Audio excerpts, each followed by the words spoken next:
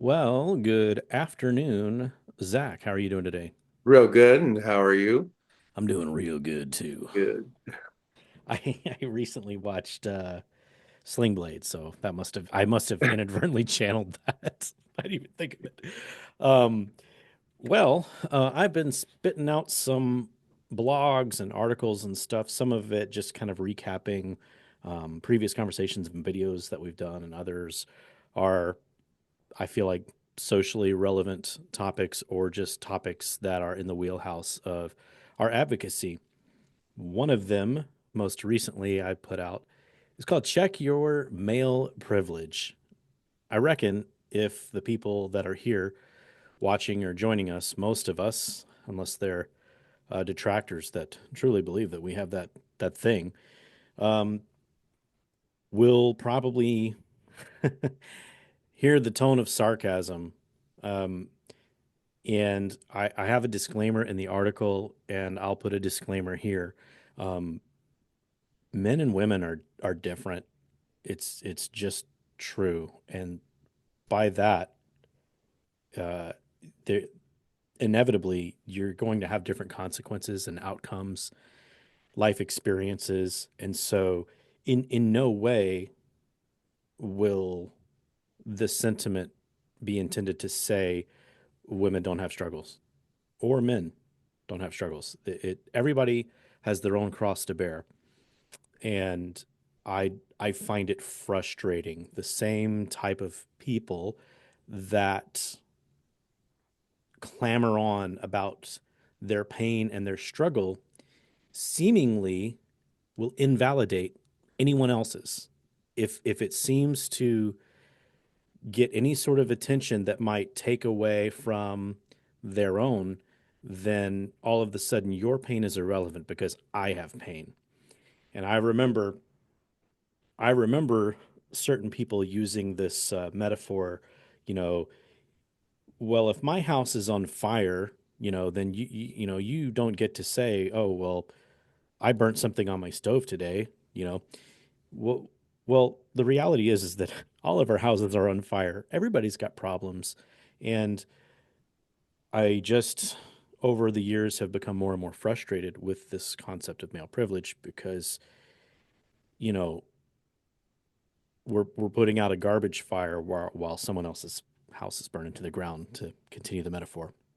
So anyhow, I am going to read what I wrote, and then we'll talk about it. And I've got Zach here with me, and he's gonna challenge any crazy stuff that I might spew because I got a little sassy in this.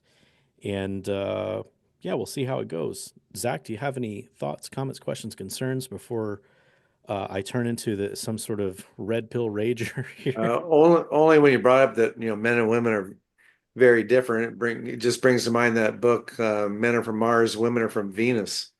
And boy, you can absolutely, and even with my current wife, we can.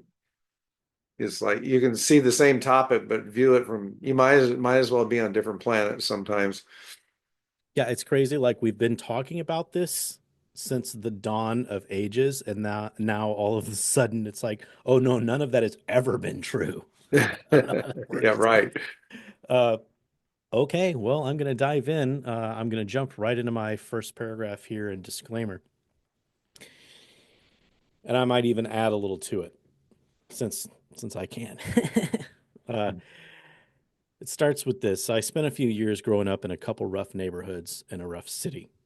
I've slept out of my vehicle more than one phase of my life. And at one point, family court decided I should pay my ex what I grossed near the end of my marriage.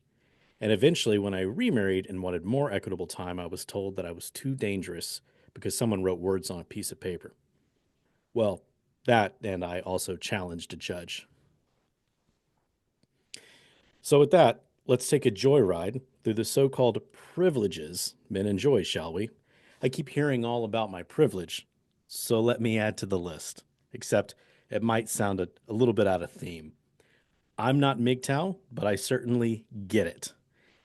And without that disclaimer, I probably would be labeled as such for what's about to ensue. Disclaimer: it gets dark. My first paragraph here is divorce, where men get the privilege of losing everything. Picture this: you're a dude. You've worked your butt off to build a family, a home, and a life. Then divorce court rolls in like a tsunami of bad decisions. Who's more likely to get the house, the kids, and a chunk of your paycheck for the next decade? Not you, pal. In the US, women are awarded primary custody in about 68 to 88% of cases, depending on the state's data. Alimony? Oh, that's a fun one. Men are overwhelmingly ordered to pay even when their ex is perfectly capable of working. Heck, I was ordered to pay alimony for a marriage that only lasted 5 years because everybody says it has to be 10. It's not true. Um, and that was based on what she owed on her college loans. College she started before we were ever together. And the bills we paid, it was her car that was in her name. She used her loan money to pay for her car, and yet it was used against me that I have to pay her alimony because of all of this debt. And we used this loan money. Well, it was your loan money paying your other loan. But anyway, let's not forget the privilege of being financially gutted while and or if your ex moves on with that Chad bro at the gym. Male privilege, more like male pillage. And that's the end of that paragraph. Um, well, that's kind of, how it goes. I've been watching family court and divorces and helping dads for over 30 years, and I can think of maybe one dad that had custody of his kids pretty much from the start, but because his ex-wife didn't want it, and she didn't pay him any of those things. He had the privilege of just continuing on with his life, paying his own bills with no help to support his kids. So, but that paragraph, I would agree with it 100%. The male is going to get all the financial obligations ordered to him. We have a couple common acquaintances that we kind of refer back to, so I know you'll instantly know who I'm talking about. But there's a common acquaintance of ours, and I mean, gosh, the guy's been gutted for everything, and so now he can't afford to live anywhere else other than with his own family, and the courts don't really care. Like if you're, and I think I had another conversation where I said this and then I realized that it sounded like I meant it. So I don't mean this when I'm saying this. This is me speaking on behalf of the courts. If you're stupid enough to pay it and keep paying it when you get no result, they're going to keep making you pay it. And they don't care who's paying the bill. If you're living on the street and you got to go move back in with your mom and live out of her basement and you still need to pay it. Now she's loaning you money and they know you don't have a job. They don't care. They're getting money, baby. That's all they care about. And they Yep. think, well, this guy's an idiot. He's going to pay it. So, yeah, keep racking up the bill, right? Oh And that yeah. and that's what happened to that guy and is happening to this day. Mm-hmm. Into the hundreds of thousands of dollars. So, Right. Right. And And he's and still I know dealing with stuff. well, and I know for a while you were living in a vehicle, and I had a close friend in college, um, mate that he was living in a camper on his pickup truck for years. His child support and alimony was so high, I'm surprised he could hardly even afford food. Yeah, and I feel like we've had that conversation before and it's kind of like the whole, when you're in an airplane they tell you to put your mask on first, right? So Mhm. you can't expect if you put yourself into that hole, then they're going to use that hole against you too. They're going to say, "Well, you did all this fighting. Congratulations. You jumped through all of our hoops. But now that we'd be willing to grant it to you, now that you paid all of this stuff, you ain't got nowhere to sleep, bud. So Yeah, how are you going to put a kid somewhere to sleep if you ain't got it? You're done." yeah. So there goes your parenting time, Right. and then goes higher child support, stuck in a vicious circle. So, and if Exactly. you don't, and if you don't pay it, there's all kinds of ramifications we're going to do to you, and maybe even put you in jail. Right. Dig that hole even deeper. Yeah. While we're talking about jail, and people don't believe this, okay? I was a corrections officer for a while, and our facility was very crowded, and we had federal orders from the federal government that we couldn't have more than certain inmates. So here, lo and behold, there's this father that's not paying his child support, pissed off the judge. The judge says, "You're going to jail." So he comes up to jail, and we have to follow the judge's orders, and we have to make room for him. There's no room for him, but the judge says he's going to jail. Guess what the worst offender was we had to release to make room for that harmless father for not paying child support? A guy that was in on sex abuse charges. So we let a guy out on the street that had sex abuse charges to make room for a dad because he pissed off the judge and wasn't paying his child support. Male privilege. Male privilege. Male privilege. That's right. That's right. I actually gonna tiptoe into something that's a few paragraphs down the road here, but on your point, back when I was volunteering with another organization, we had this guy, and he was a volunteer for our organization, and he was in South Carolina, and good guy, great guy, and he had an international situation. So his ex um, was from another country. I cannot remember for the life of me where it was, but he had two kids, and he had these concerns like, "Hey, we need to figure this stuff out because I think she's going to jump the country." And he got to the point where like the other guy we were talking about, he couldn't afford to live on his own. He had to move back in with his mother. And honestly, it, the the re the reason he's alive today is sadly and fortunately probably because he lived with his mother, because he um he had a court date. Let's say it was on the 10th, and the 9th he had a heart attack or stroke or something like that, and I think it was his mother that called the ambulance. I mean, he was incapacitated literally.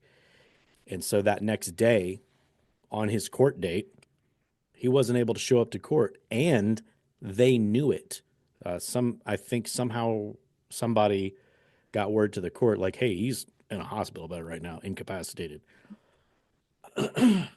They rescheduled the hearing, and and I think the hearing was about like the support order. Like I think it was like a request to change it because he wasn't working or wasn't making as much. I think I could be wrong, um, but when they rescheduled the hearing,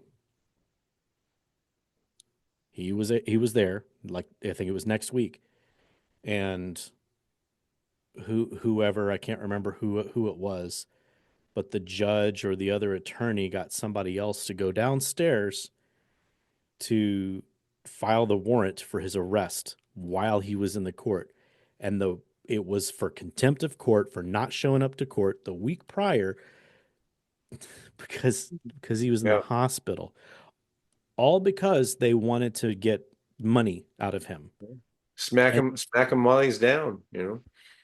they put him in jail and threw away the key for a while. Now, he was an advocate, he was outspoken, he never did anything wrong. However, like in my instance where I had said that I challenged the judge, I got that judge recused, and then that was in civil court, and then she was still in my case in family court, so that didn't work out well for me. This guy that I'm talking about, similar situation, and she, I mean, it's crazy, and people think that, oh, that never happens, Yeah. and they'll find all the excuses of why you're full of crap. It's like, dude, I knew this guy. I was on the phone calling to add time to his commissary while he was in jail, and I remember they had a bond that was like, the bond for him was two or three times more than it was for somebody that was in there for attempted murder. Mhm. Like, what are we doing here? And Yeah, and so the point that I was going to make that's going to tiptoe to the next one is I thought I thought that we ended slavery.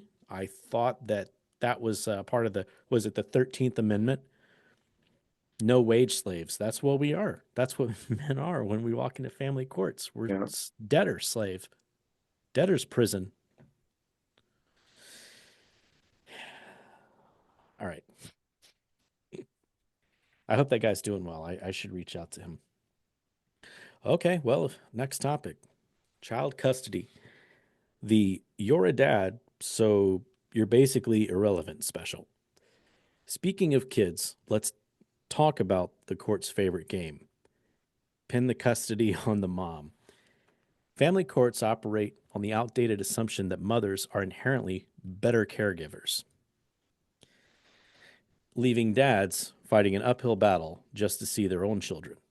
In 2020, the US Census data showed 65% of custodial parents were mothers, while only 12 were fathers. Shared custody? That's a pipe dream in most jurisdictions. Never mind that men are often natural nurturers, despite the myth that we're emotionally distant or unfit. Studies like there's one from the American Psychological Association in 2018 show that dads are just as capable of forming deep, nurturing bonds with kids, providing stability and emotional support. Yet, courts cling to stereotypes, ignoring the grim reality mothers are more likely to perpetuate violence against kids. Look up the stats. People don't like talking about it. Nobody likes talking about violence to kids, but the truth is in the numbers. It happens way more. Now, men are more capable, but the frequency is typically on the mother. And according to the US Department of Health and Human Services, mothers accounted for 61% of child maltreatment fatalities compared to 41 for fathers. And there's overlap in dual parent cases. And we're not even talking about the whole taboo before children were born conversation. Mhm. So if anyone can read between the lines there, I know that's a hot button topic. And in some states, they're actually pushing for uh, child support before the child is born. So tell me how that works if we end the kid. Again, another conversation for another day, but we're not even considering that in the statistic. So do what you will with that information.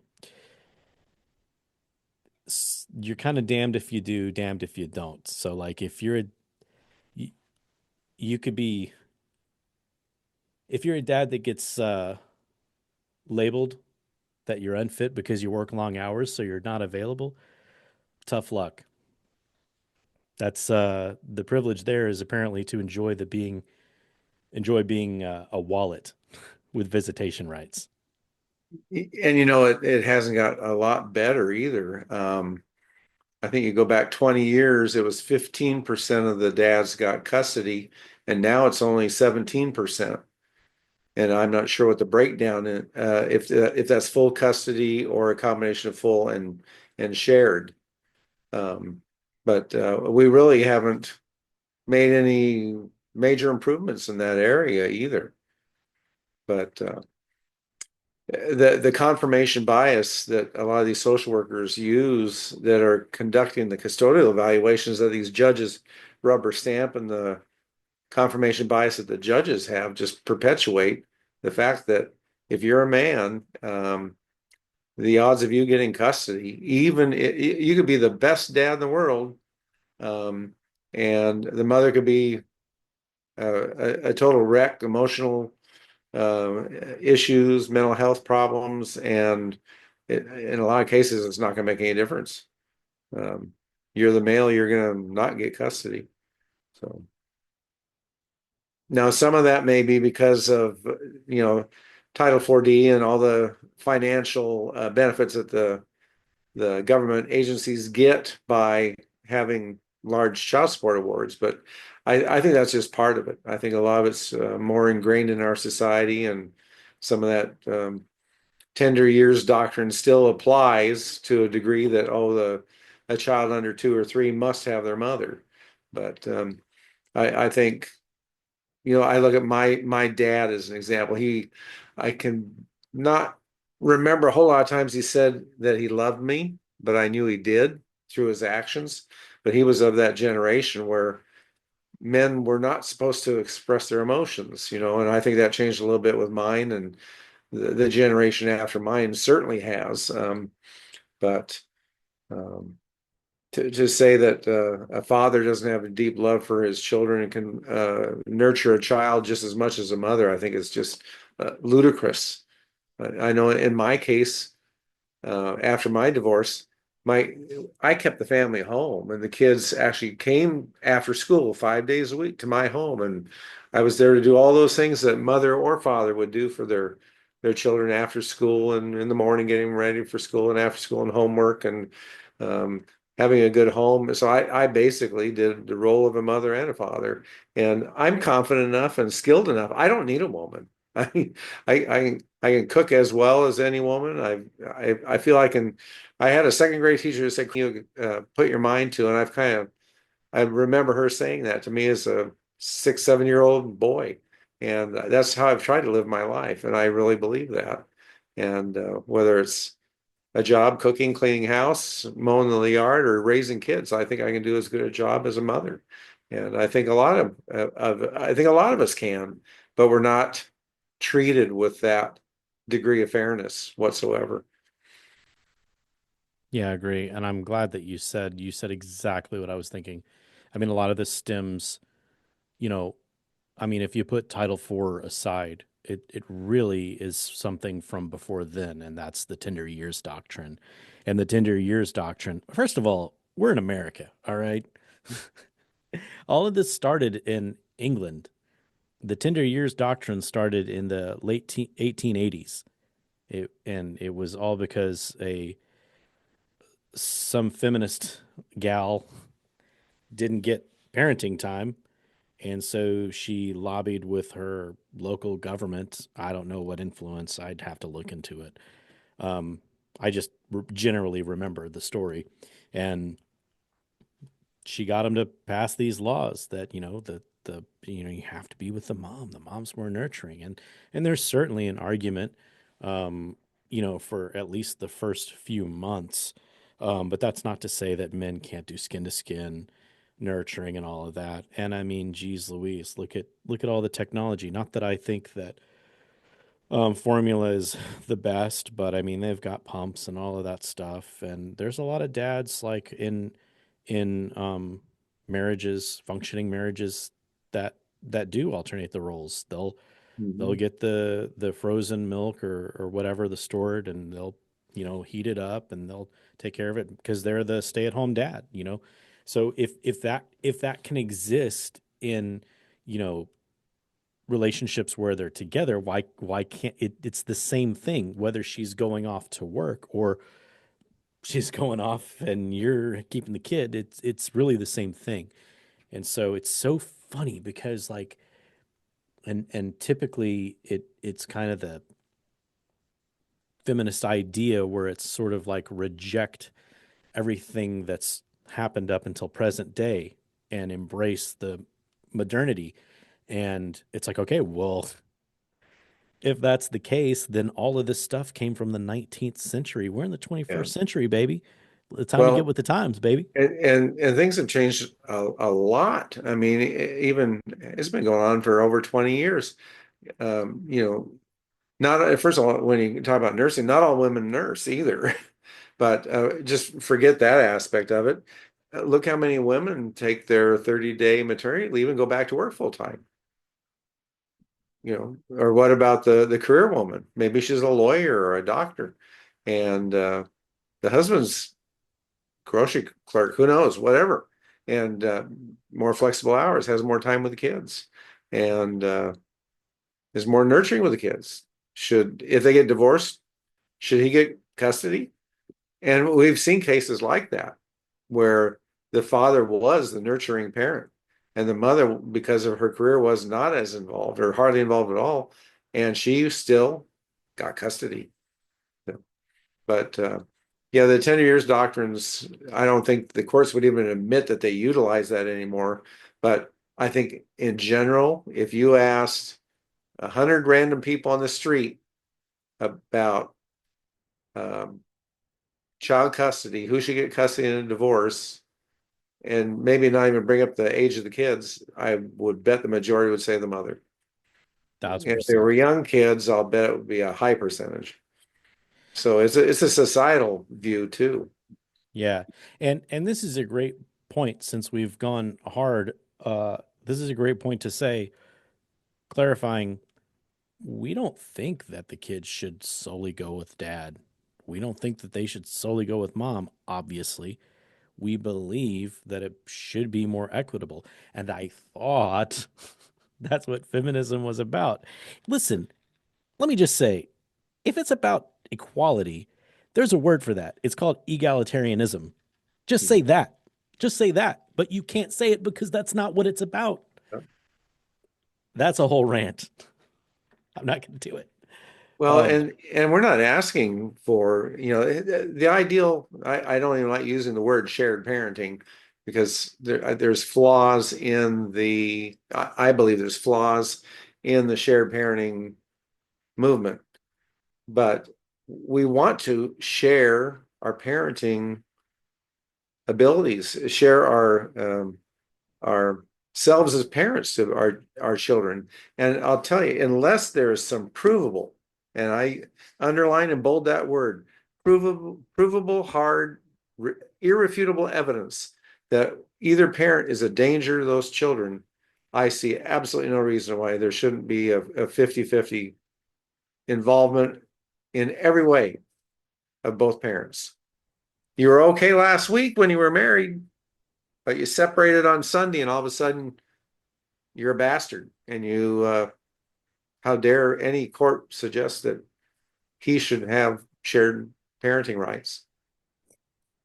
Maybe we should do this again tomorrow if you're free, because I just pushed out another little blog or article, and well, we were talking about it before the call, but it's kind of like the idea was like everybody's the exception. I'm so tired of hearing everybody's the exception, right? Like, oh, you're one of the good ones, but in my case, and it's like it's always like this. It's like a contradiction. It's like both times are exceptions. Like everybody everywhere is the exception, and so I'm justified to do what I'm doing. False. Just Um, make it the same and then work on the exceptions. Um, so we'll follow up. mhm. There's a lot to unpack there. I'm gonna move into the next paragraph here, and we'll see if we get around to the last two. Um, so the next one is violence, the privilege of being a human punching bag. Men are just bathing in safety, right? Wrong. Men are victims of violent crimes at far higher rates than women. FBI crime stats from 2022 show men made up about 88% of homicide victims and 71% of robbery victims. Domestic violence? Don't get me started on the myth that it's a one way street.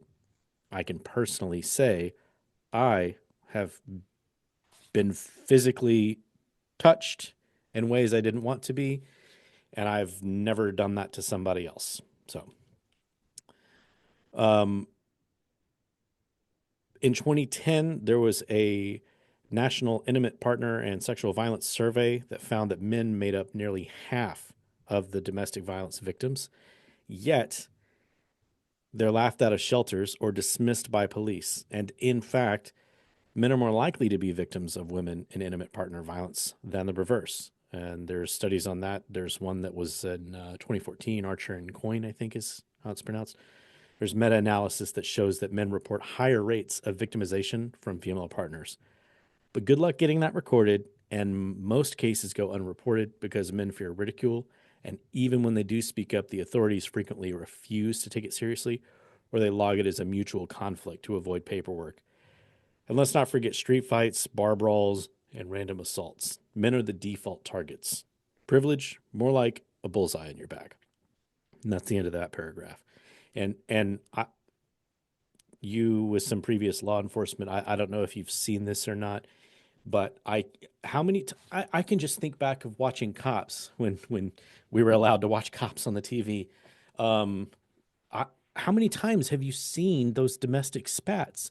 And when at the end of it, you find out, well, the woman was just crazy. Not all women are crazy. I'm just talking about this hypothetical scenario. Um, and the guy's in the back of the cop car. And then the cop comes over and says, "Hey, do you have anywhere to sleep tonight?" What? He's the one that's got marks all over him. "Hey, do you got anywhere to sleep tonight?" How is that? How is that equality? Well, and I think part of that again goes back on society. I think that's really how society believes that a man cannot be abused by a woman. I just so much of what we're dealing with in divorce, family court, broken families. It's a everything, the laws, the way we're treated, the way we're viewed, the way decisions are made about us and against us. Is a reflection of how society believes about us. And I say it in a lot of areas until society views this entire family court industry and the topic of fathers and involvement with children, until society as a whole starts viewing this whole thing a little bit differently, I just don't see a lot changing. Now, back to actual violence, I'm in a state where for quite a few decades now, if an officer showed up at a home and they really couldn't sort out who the aggressor was or who started it, they both go to jail. So um, whether that's fair or not, I don't know. But a lot of the belief out there is that a woman cannot assault a man, and I can tell you firsthand, that's completely false.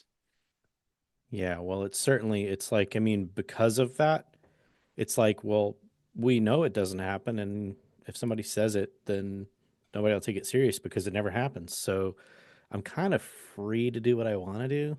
And if Well, you need to do anything back, then well, you did. spin off on this because it involves usually domestic violence and aggression is restraining orders. A woman can go down and get a restraining order and swear on oath and rubber stamp and usually get one with no problem. I remember asking my attorney once if I should go apply for one. He pretty much laughed. And I know of one dad in the last 20 years that took the time to actually file for one and got it against his ex-wife. One.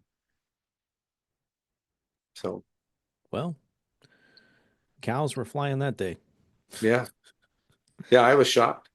So All right, well, I'm gonna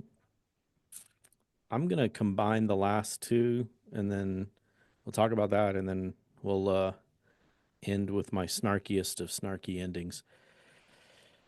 I'm gonna go do the last one first. And who knows, this might end up being longer than we intended, but um, the the last one, the one that will be last, is pretty personal to me. The first paragraph here is workplace injury and death, the privilege of dying for a paycheck. Men dominate dangerous jobs: construction, logging, mining, fishing, and guess what? They die in them too. A lot.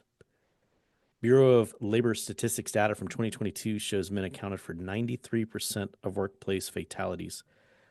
While women are increasingly entering STEM or corporate boardrooms, and good for them, men are still the ones dangling from scaffolds or getting crushed in factories. And yet, we're told men have it easy because they dominate high paying fields. Sure, if by dominate you mean disproportionately die, and let's not forget the ultimate privilege of responsibility.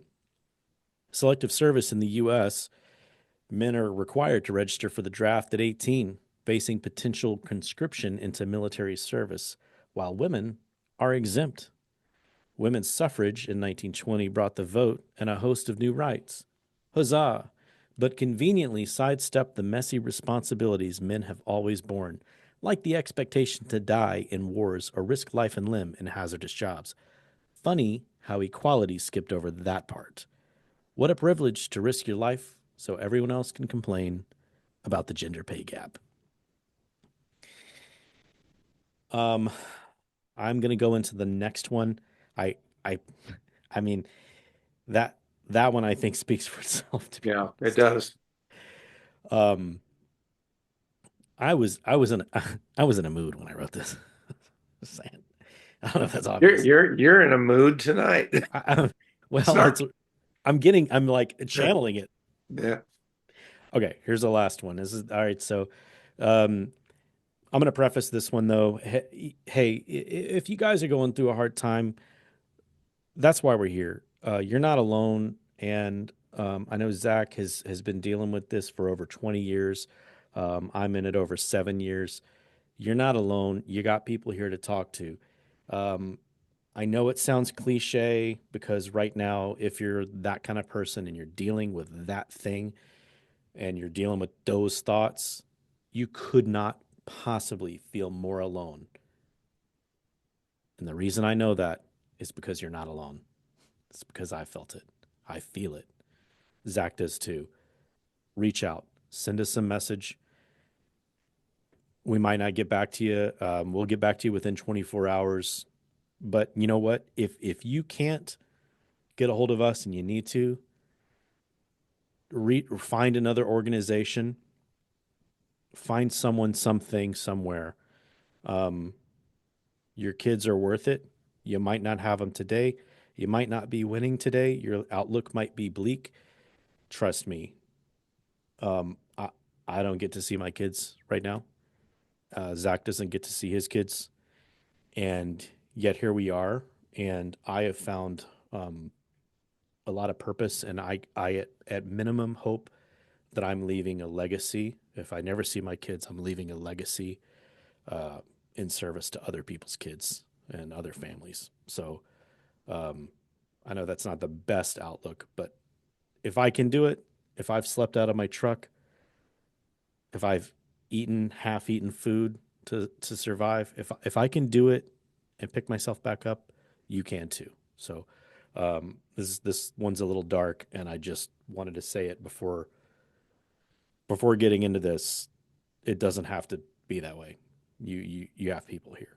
We're here. So okay, the last topic here is suicide. Surprise. Suicide, the privilege of quietly checking out. Here's a fun fact. Men are so privileged, they're killing themselves at astronomical rates. CDC data from 2021 shows men accounted for 78% of suicides in the US, with male suicide rates at nearly 4 times higher than female. Why?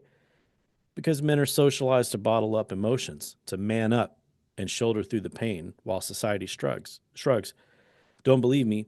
Watch how viciously a man can be labeled as too emotional or too dangerous for expressing justified anger. Trust me, it's easier when you don't know how we feel. Because if we show you how we feel, then we're too dangerous. Mental health resources, they're often geared towards women. Support networks, crickets.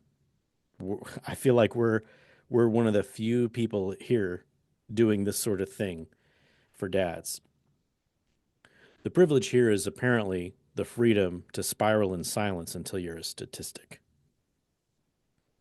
Have you ever been on the phone with an uncontrollably sobbing man that's lost it and he's got a weapon in his hands?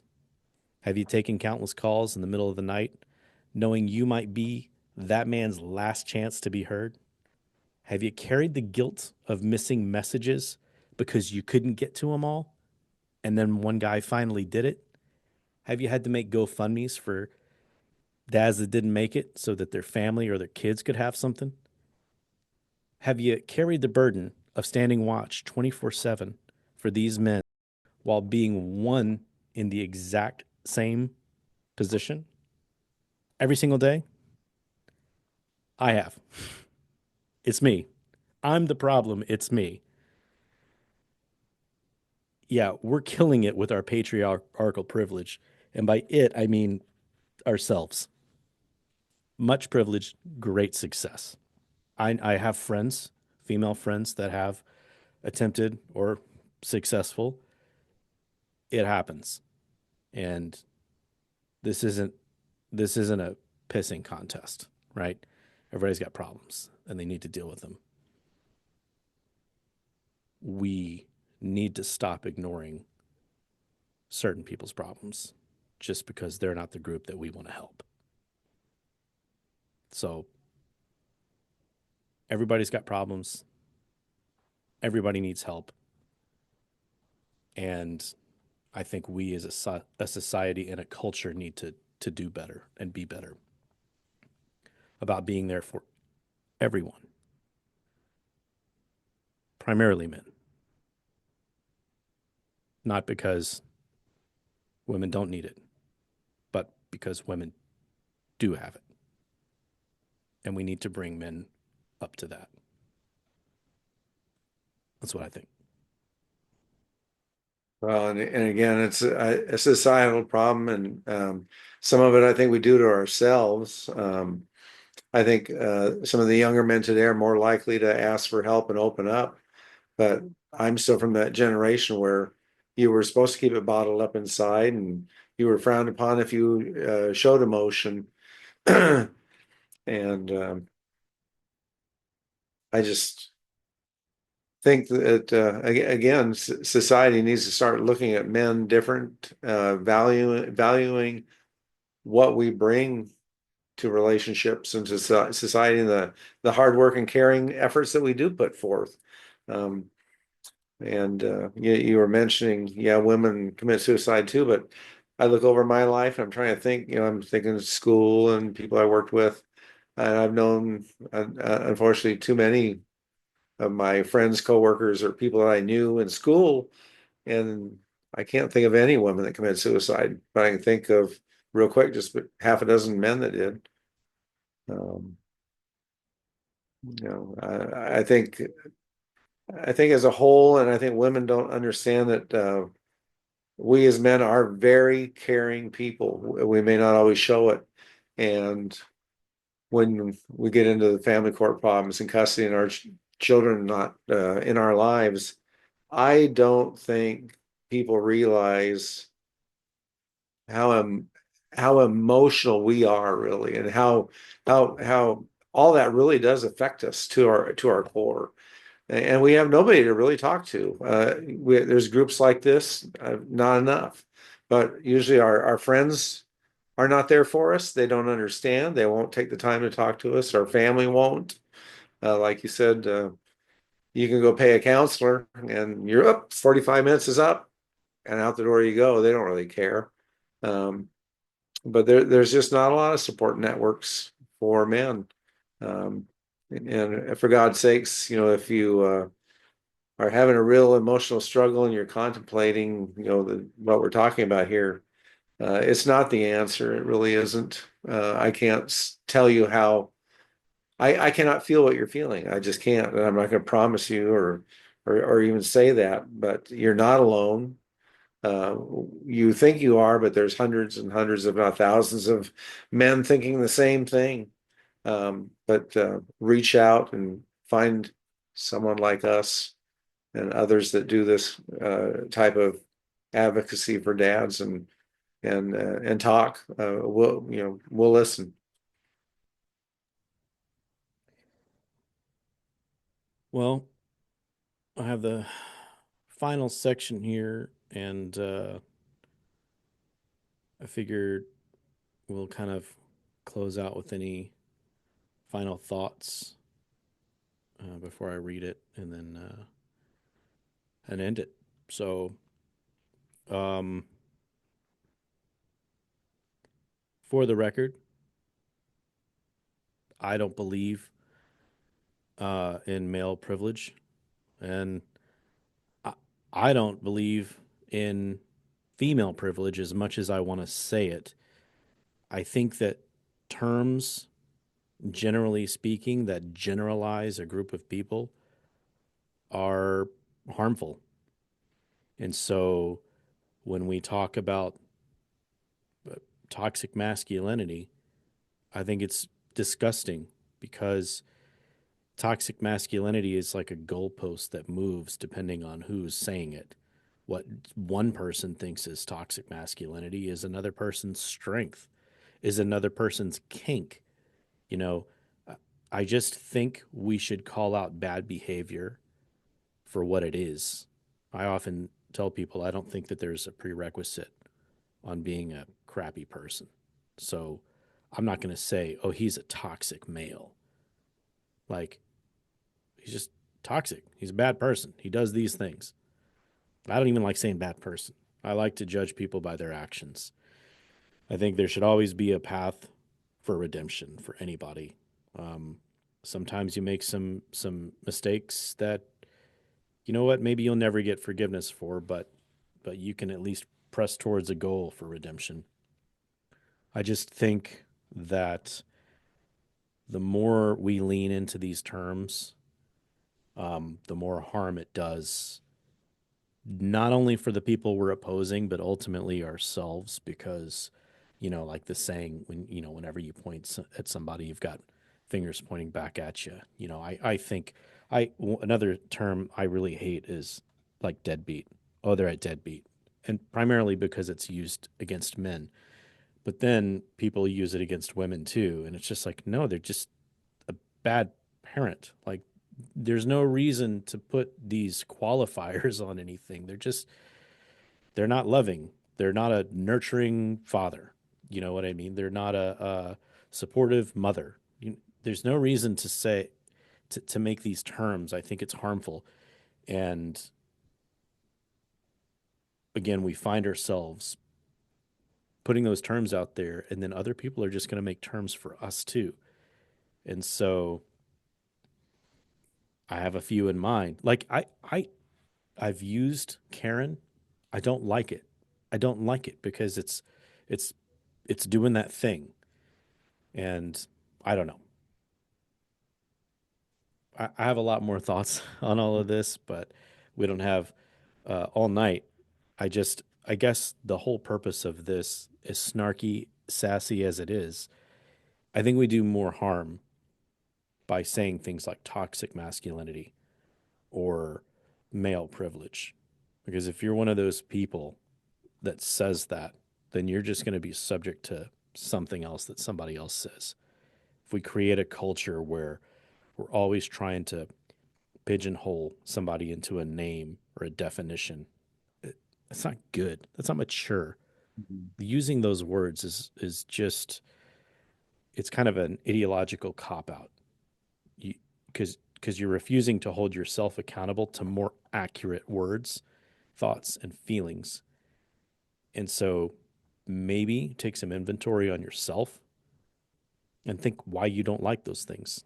What is it about those things that you don't like? Maybe think, how does that apply to me? Because at the end of the day, you can't control anybody else but yourself, right? So work on yourself, men, women, and if there are things you don't like, say that. Don't call somebody names. Figure it out. Use your big boy words. Use your big girl words. That's what I think. Well, you stole my words, pigeonhole, and we're so quick to pigeonhole and label each other, and I think it's gotten worse over the last 10 years and even more intensified last 5 years.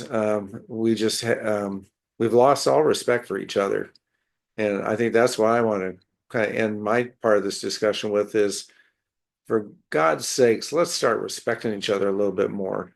Um, we're all different. We all have our own opinions. We should be allowed to have those opinions, but we don't have to tear down the other party or the other people in our lives to make our opinions feel like they're the right ones. And I don't know. We're on this earth for such a small speck of sand. We're a speck of sand. That's all we are. Our lives are so short.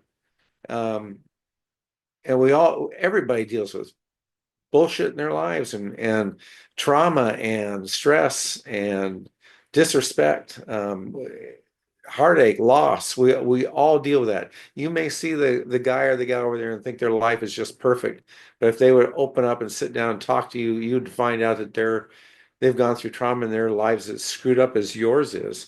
But I guess to just end it, let's try and start having some mutual respect for each other and realize that life is too short to be so hateful and vindictive to one another.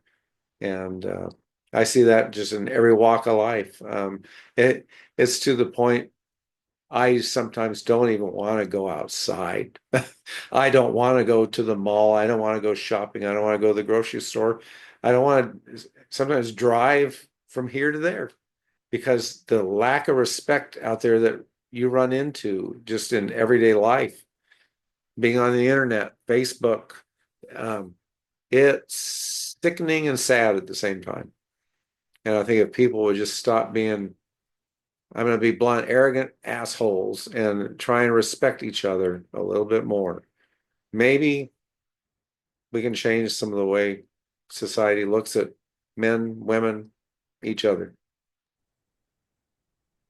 Good words.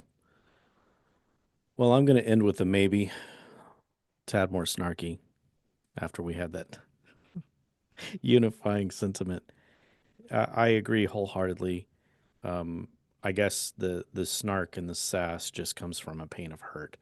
At the end of the day, hurting people hurt other people. Not that I'm making a justification for those things, but all right, I'm going to sum it up here. In the end, male privilege is a fairy tale for people who'd rather clutch their ideology than face reality. Men are dying, losing, and breaking under pressure that society either ignores or celebrates as their role. So let's retire this trope and start talking about the actual privilege, and that is the ability to pretend that men have it all while they're quietly carrying the weight of the world. Anyways, can't wait for the next Gillette commercial to drop again and passively imply that we're all mostly misogynistic pigs, save for a few beta simp bros, and I even trademarked that in my article here. These beta simp bros that are white knight saviors that think that they can somehow convince or overpower us real men that carry the weight of the world on our shoulders. We're not listening to those people. So stop. Did anybody just hear the mic drop? Probably not, but I've grown accustomed to nobody listening. I know. Cue the Maybelline jingle. Maybe he's born with it. Maybe it's male privilege.